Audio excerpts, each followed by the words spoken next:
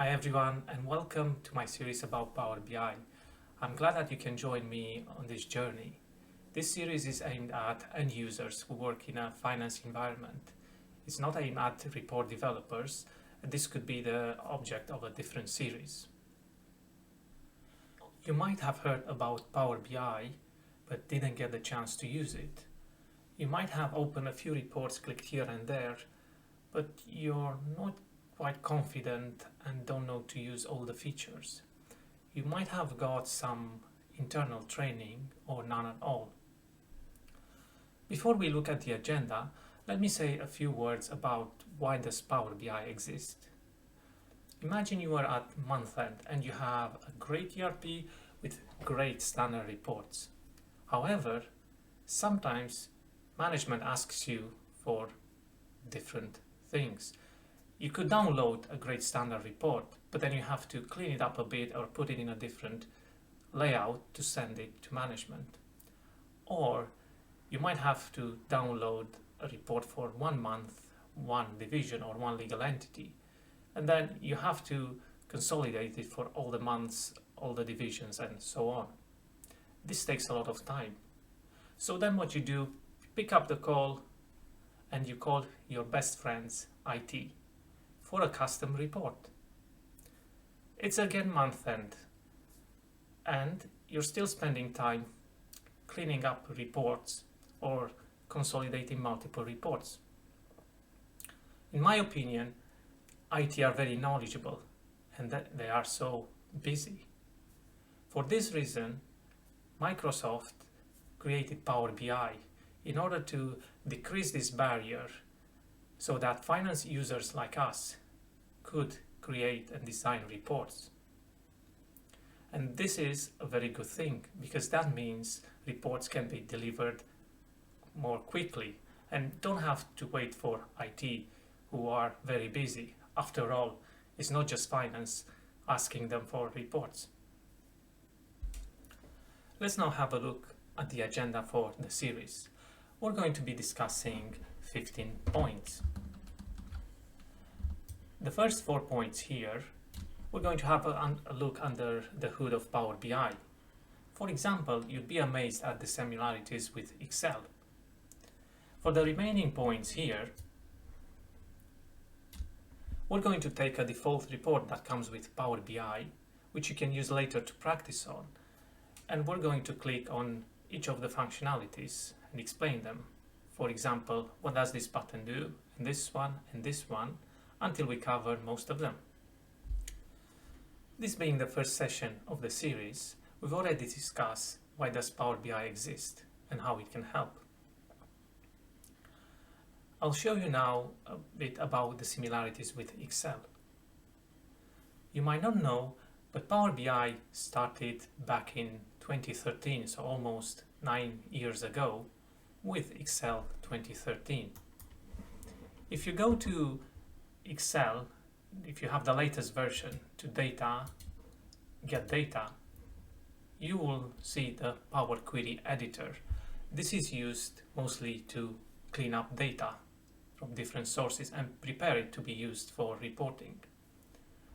You also have here Power Pivot, which is used after you cleaned up the data, and it is used to join multiple sources of data and write formulas in order to be able to come up with reports. Power BI was released in 2015 by taking Power Query and Power Pivot and putting it in a standalone tool.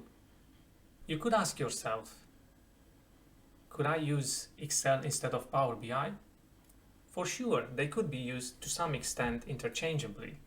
If I look back at myself, that's how I started back in 2017.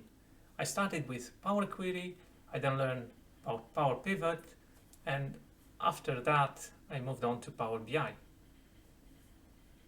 We are now going to have a look at the components of Power BI.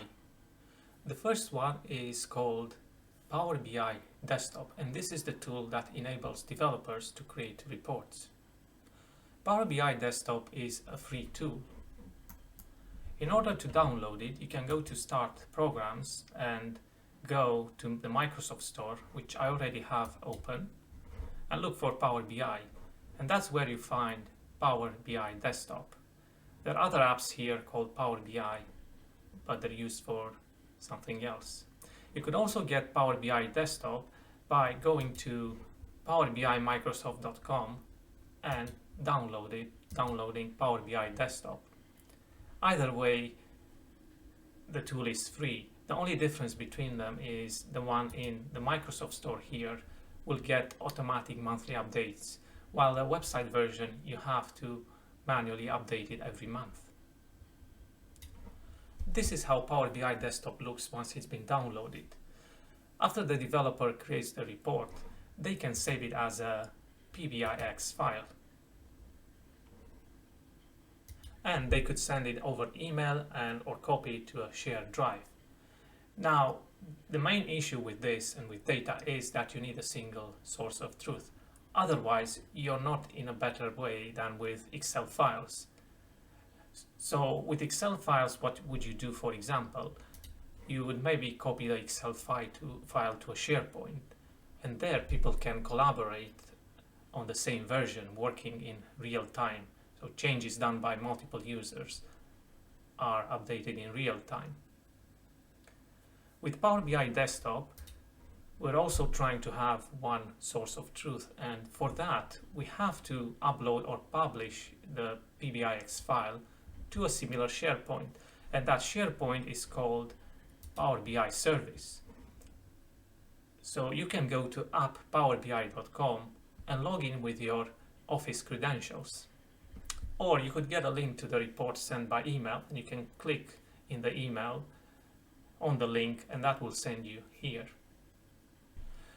We also have Power BI viewers that are used for tablets or smartphones.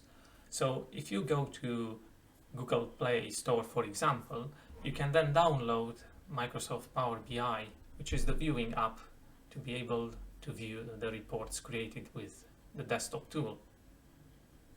The last component of Power BI is Report Builder, which allows you to create paginated reports.